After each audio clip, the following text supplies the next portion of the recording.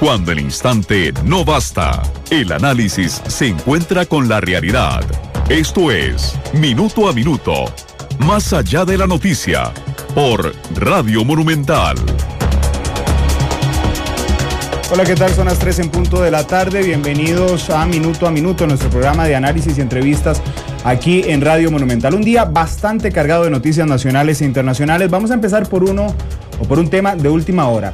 Y es que la Procuraduría de la Ética Pública dio a conocer ya cuál es el informe sobre el vuelo del viaje de la presidenta Chinchilla junto con algunos ministros de gobierno y personal de Casa Presidencial a Perú. Y por eso nos acompaña en línea telefónica en vivo el procurador de la Ética Pública, don Gilbert Calderón. Don Gilbert, muy buenas tardes y gracias por estar con nosotros.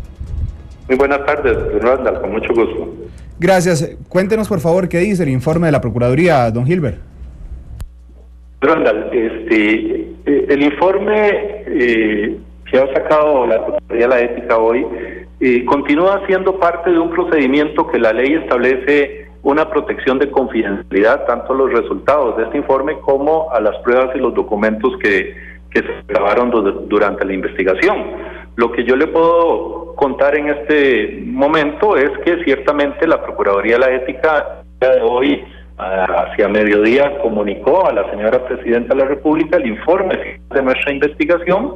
Fue una investigación que realizamos durante alrededor de mes y medio, en donde recabamos algunos testimonios de algunos funcionarios públicos, algunas pruebas documentales, y bueno, llegamos a la conclusión finalmente que en el caso del ministro Chacón, en el caso de la señora ministra de Comercio y en el caso del asistente personal de la señora Presidenta, hubo la comisión de algunas infracciones a faltas éticas y a las prisiones expresamente establecidas para que los funcionarios públicos no puedan utilizar este tipo de colaboraciones, y en razón de eso se lo hemos comunicado a la señora Presidenta por ser la jerarca de estos funcionarios. En el caso de la señora Presidenta de la República, nosotros pudimos constatar a través de nuestra investigación también el uso del jet privado que fue facilitado por la empresa X Energy para viajar tanto a Caracas, Venezuela, como a Lima, Perú. En este último caso, a participar de una actividad privada y una actividad con el presidente del Perú. No obstante, en Costa Rica no existe una ley que regule la eventual responsabilidad administrativa que pudiera corresponderle a un presidente de la República por este tipo de actuaciones. Y por esta razón, porque no existe esa ley, entonces se ha dispuesto el archivo de la causa en el caso de la señora Presidenta. No obstante lo anterior, el caso también lo hemos pasado al Ministerio Público. En el tanto, el Ministerio Público está investigando estos mismos hechos para que actúe conforme a sus competencias. Don Gilbert, vamos por partes, si me lo permiten. En el caso de la presidenta Chinchilla, usted dice que la ley no establece alguna responsabilidad de la presidenta, es decir, no se puede sancionar porque la presidenta es una funcionaria de elección popular. Sin embargo, ustedes en el informe le señalan de alguna forma a la presidenta que aunque no haya sanciones o faltas de la ética, cometió alguna violación, alguna norma de nuestro país. No. Nosotros entramos a conocer, nosotros solamente identificamos los hechos. En el caso de la señora Presidenta, concretamente identificamos que ciertamente utilizó el jet privado, que lo hizo para esos dos viajes, que fue el resultado de una colaboración, pero no entramos a establecer si había o no había una violación de alguna norma ni alguna responsabilidad, porque no hay una ley. No para sancionar a los funcionarios de elección popular, porque en el caso de los señores diputados, de los regidores, de los consejos municipales, en esos casos son funcionarios de elección popular y en esos casos sí se puede sancionar. Es concretamente en el caso del presidente de la República que no existe esta ley y por esa razón se dispuso el archivo de la causa sin hacer ninguna valoración al respecto. En general, para todos los funcionarios que viajaron, nosotros estamos trasladando el informe y el expediente de pruebas que nosotros recabamos al Ministerio Público, porque el Ministerio Público está valorando estos mismos hechos, estas mismas actuaciones, a ver si constituyen delito. Y entonces, bueno, nosotros le estamos poniendo en conocimiento al señor fiscal general para que proceda conforme a sus atribuciones. Don Gilbert, en el caso de las dos funcionarias que permanecen en el cargo, Anabel González como ministra de Comercio Exterior e Irene Pacheco, que había anunciado que dejaba su cargo, pero es a partir de agosto, es decir, ella todavía está en funciones. La Procuraduría encuentra faltas graves a la ética y le pregunto, sé que no es vinculante, pero lo que usted espera como procurador de la ética es que se ejerza alguna sanción contra estas dos funcionarias. Mire, nosotros dentro de las atribuciones que tenemos como Procuraduría de la Ética no entramos a calificar la gravedad o no de las faltas cometidas. Nosotros identificamos las violaciones a los principios éticos, identificamos el funcionario público que cometió estas violaciones y así lo comunicamos. La valoración de la gravedad de la falta cometida le corresponde hacerla al órgano que tiene que imponer la sanción, porque las sanciones hacia las violaciones de las reglas éticas van desde una llamada de atención, una amonestación o el mismo despido del funcionario. Esa es la valoración, entonces, que tiene que ser el órgano al que nosotros le comunicamos nuestro informe. Bueno, pero es que en la ocasión anterior que la Procuraduría emitió un informe sobre el vicepresidente Lieberman y sobre el ministro de Educación, Leonardo Garnier, usted nos decía después del informe, cuando la presidenta dijo que no iba a tomar ninguna sanción, usted decía que bueno, lo que esperaba la Procuraduría era precisamente alguna reacción de la presidenta, porque es como restarle validez al informe, al informe de la Procuraduría, don Gilbert. No, por supuesto, o sea, yo lo que me refiero es que la gravedad o no de la falta o el tipo de sanción a imponer, nosotros no la valoramos, pero ciertamente nosotros hemos identificado una falta a la ética, una falta a los principios éticos, los hemos definido cuáles son, hemos definido quiénes fueron los que incurrieron en esas faltas y ciertamente nosotros esperaríamos que el resultado final de nuestra investigación concluya en una sanción para el funcionario público independientemente del caso que sea, ¿verdad? Perfecto. Don Gilbert, muchísimas gracias por darnos esta entrevista. Nada más, le voy a rogar que se espere un momentito en línea telefónica, porque en la otra línea tenemos al ministro de Comunicación, don Carlos Roversi, quien ha escuchado el programa, los detalles del informe de la Procuraduría. Y bueno, quiero pedirle una primera reacción y quiero mantenerlo a usted en línea telefónica, don Gilbert, por si don Carlos tiene alguna duda sobre el informe. Don Carlos, muy buenas tardes. ¿Cuál es la reacción de Presidencia sobre ese informe de la Procuraduría de la Ética?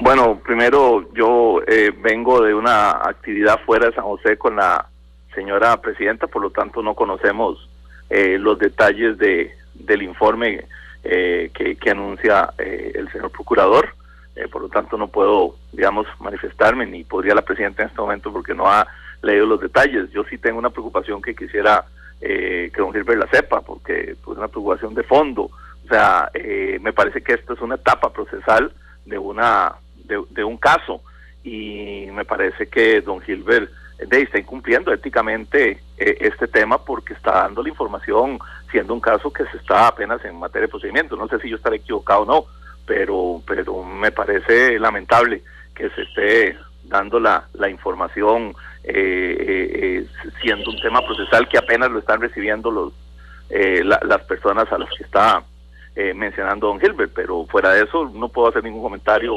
de fondo sobre el tema.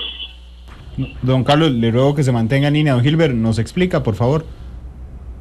Mire, no, en realidad no tendría nada que explicar. Nosotros estamos dando una especie de rendición de cuentas. Nosotros hacemos una labor. En este día de hoy hemos finalizado un caso específico de una investigación que hicimos, la hemos comunicado y eso es lo que estamos comunicando a raíz de las preguntas que se nos ha estado haciendo por parte de la prensa. Don Gilbert, ¿ya fueron notificadas las partes? Correcto, el día de hoy en la mañana fueron notificados tanto el Ministerio Público como fue entregado el informe en manos de la señora Marta Monge, de la Presidenta de la República. Don Gilbert, muchas gracias por esta entrevista. Don Carlos, entiendo que no puede entrar en el detalle, porque no ha leído el informe más allá de lo que don Gilbert nos ha contado. Pero bueno, ahora innegablemente la presidenta Chinchilla tendrá que tomar una decisión con base en este informe. Bueno, le repito, no le puedo hablar de las cosas que no conocemos, Randall. Vamos a revisarlo, vamos a estudiarlo, pero yo sigo teniendo una gran duda de que el procurador de la ética, en un procedimiento que es parte de un procedimiento, que él mismo lo ha dicho, tenga las potestades de hacerlo público. Me parece eso realmente muy peligroso y muy lamentable, pero independientemente de eso, del fondo sí no le puedo hablar. Don Carlos, entiendo lo del fondo, pero insisto, y yo sé que soy a veces muy insistente en este tema, pero don Gilbert decía en el programa que no puede dar a conocer algunos detalles de fondo, pero a grandes rasgos decía que se archivó el caso contra la presidenta porque no hay una ley que lo estipule, y que encontró faltas éticas del exministro de Comunicación, Francisco Chacón, de la ministra de Comercio Exterior, Anabel González, y de doña Irene Pacheco. Ante esto es la consulta de si la presidenta tendrá que tomar una decisión, si ya está informada de por lo menos que hay un informe de la Procuraduría, don Carlos. Mire, yo no sé cuál detalle de fondo no dio don Gilbert, o sea, eso es lo que me preocupa. Primero dice que no puede dar detalles de fondo, cosa que me pareció que era correcto, era jurídicamente acertado, y después los da, así que yo la verdad es que no entiendo esa posición. En el otro caso, le repito, o sea, sería absurdo poder darle un criterio mientras no leamos el documento y no revisemos lo que ya la Procuraduría ha hecho público a través de los medios de comunicación colectiva. Gracias, don Carlos. Aprovechando su presencia esta tarde, la presidenta nos dijo esta mañana que no iba a vetar la ley que, según algunas versiones, abre el portillo para las uniones entre personas del mismo sexo. ¿Ante qué la decisión de la presidenta, don Carlos? Mire, primero lo que no está vetando es una ley aprobada por 45 diputados de 45 presentes. Es una decisión de la Asamblea Legislativa que nosotros respetamos. No vemos ningún criterio procedimental que nos obligue a dar un veto. Tercero, nadie nos ha pedido el veto. Y cuarto, si los diputados que aprobaron la ley unánimemente tienen... ¿Aló? Don Carlos, adelante. Tuvimos un problema con la línea, pero ya lo estamos escuchando nuevamente. Le repito, primero, nosotros a ningún diputado nos ha planteado la posibilidad de vetar una ley. Segundo, por unanimidad, los señores y señoras diputados aprobaron una ley. Si dentro de ellos ahora, después de aprobar la ley, hay alguna duda de interpretación... ¿Aló? Sí, adelante, Carlos.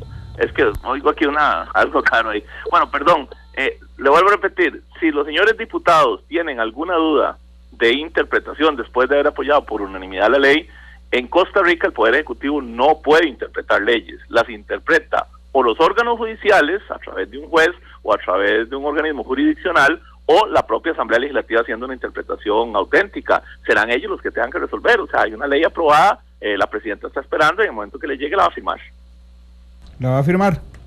Sí, señor, sí, no tenemos por qué no firmarla. O sea, es una ley aprobada por los señores diputados y somos respetuosos de eso. Cuando hemos decidido vetar una ley es porque tenemos razones de fondo. Le voy a poner el caso específico. El Código Procesal Laboral fue vetado porque venía la posibilidad de que se hicieran huelgas en el sector médico, y el gobierno de la República no está de acuerdo en eso y no lo vamos a aceptar, porque hay valores y principios mucho más fuertes, que es el derecho a la vida, que el derecho que es válido, por supuesto, de los profesionales en el sector salud, pero que tienen otros mecanismos para defenderse. Don Carlos, en este caso no tenemos por qué objetar ninguna ley aprobada por unanimidad por los señores diputados. Repito, ahora la discusión es un tema de interpretación entre unos u otros. Bueno, la interpretación, el Poder Ejecutivo no interpreta, no puede interpretar, eso lo interpretan los órganos judiciales o los órganos legislativos. Don Carlos, ¿de alguna forma ustedes sienten desde Presidencia que la Asamblea Legislativa les pasó el tema? Tomando en consideración, porque ahora hay muchos diputados que dicen, es que este no fue el espíritu, pero eso lo único que demuestra a estas alturas es que no leyeron bien el proyecto cuando lo votaron. Entonces, de alguna forma le trasladan responsabilidades desde la percepción de ustedes a Presidencia con el fin de salvarlos de alguna forma. No, nosotros no atribuimos nada, es una aprobación legislativa, es una ley, nosotros la vamos a sancionar como nos obliga y nos determina la ley, y si los diputados tienen dudas, ellos tendrán que buscar la interpretación auténtica entre ellos o a través de un órgano judicial, así que no vemos la razón para tanto debate. Si ellos, después de aprobado por unanimidad una ley, tienen algunas dudas, tienen que resolverla ellos. Es decir que en este tema la presidenta y presidencia como tal ya está decidido, o sea, ni siquiera van a plantearse la posibilidad de vetar, está decidido que no, llega y firman. Efectivamente. Gracias, don Carlos, y por último, para entrar al otro tema y aprovechando que tenemos al ministro de Comunicación hoy en Minuto a Minuto, está pasando algo importante en Egipto, ¿verdad? Todo, que es precisamente lo que algunas cadenas han llamado el golpe de Estado, pero es que la cúpula militar destituyó prácticamente al presidente Mursi debido a las presiones populares fuertes que hay en Egipto. ¿Cuál es la posición costarricense a este respecto, don Carlos? Mire, bueno, es que a mí me apena no poder darle criterios, porque hay un ministro de Relaciones Exteriores que es nuestro responsable de política exterior, que es el que debería darle las expresiones en ese sentido, y con mucho gusto yo le transmito la inquietud para que el ministerio sea el que dé esa expresión. Ahora lo llamamos, quería aprovecharme de su experiencia como vicecanciller, don Carlos. No, pues es que ya no soy vicecanciller, entonces tengo que cumplir como ministro de Comunicación. Muchísimas gracias a don Carlos Roversi, ministro de Comunicación, quien así primero respondía al informe de la Procuraduría de la Ética Pública que nos decía don Gilbert Calderón, archivó el caso contra la presidenta, pero encontró faltas éticas contra el exministro de Comunicación, Francisco Chacón, contra la ministra de Comercio Exterior, Anabel González, y contra el asistente personal de la presidenta Chinchilla, Irene Pacheco, y nos decía que la única reacción que tenía hasta el momento es que le parecía peligroso que don Gilbert nos diera todos los detalles de este informe, y don Gilbert se defendió diciendo que ya estaba notificada desde esta mañana la decisión de la Procuraduría. Son las 3:16, vamos a brincar de tema. Le preguntaba a don Carlos lo de Egipto porque tenemos al analista internacional Álvaro Ramos para que nos ayude a entender la trascendencia de lo que está pasando en Egipto. El día de hoy venció un ultimátum que había dado el ejército egipcio al presidente Mursi y comunicaron precisamente que lo habían reemplazado la cúpula militar, que habían colocado al presidente del Tribunal Constitucional, que suspenden la Constitución. Algunos medios hablan, y así lo han titulado, de golpe de Estado en Egipto, pero lo cierto es que miles de manifestantes que están tirados a la calle en el Cairo están celebrando la decisión de la cúpula militar. Nos ayuda a entender este tema, don Álvaro. ¿Qué tal? Muy buenas tardes. Muy buenas tardes, muchas gracias. Sí, efectivamente estamos en presencia del clásico golpe militar. Hay que entender la historia moderna de Egipto, que se inicia obviamente con la toma y colonización por parte del Imperio Británico en relación a sus intereses que ese imperio tenía en las vías del Medio Oriente para controlar la joya de la corona del imperio, que era la India. En esa tesitura, el Imperio Británico realiza un movimiento estratégico de gran escala, que es la creación del Canal de Suez, una de las obras maestras de la ingeniería del siglo XIX, que es el precursor del Canal de Panamá. Precisamente Fernando Lesseps es el que lo empieza y lo termina el gobierno de los Estados Unidos. En ese contexto, entonces, el Imperio Británico tiene una gran preponderancia en Egipto y tiene prácticamente un estado colonizado, un estado vasallo. Aunque permanecen autoridades egipcias locales, la realidad es que la última palabra la tienen los militares y los políticos británicos.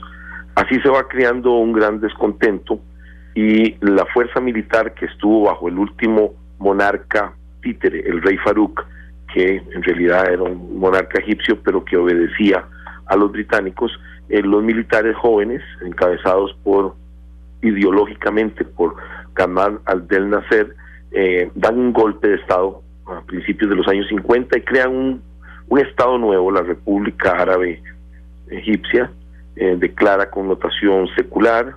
Aquí está el punto muy importante de entender: es un nacimiento de un estado secular con ciertas tendencias socialistas, aunque no comunistas, y por supuesto encabezado absolutamente por militares.